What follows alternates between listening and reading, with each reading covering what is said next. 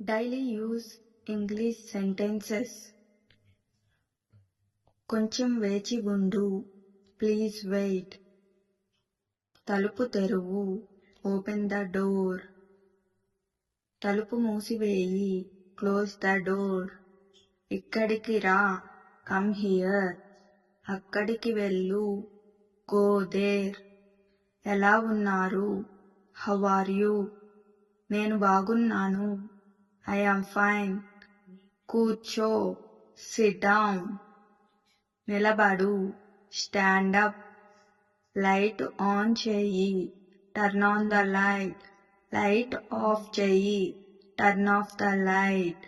జాగ్రత్తగా ఉండు. Be careful. నాకు చెప్పు. Tell me. విను. లిజన్.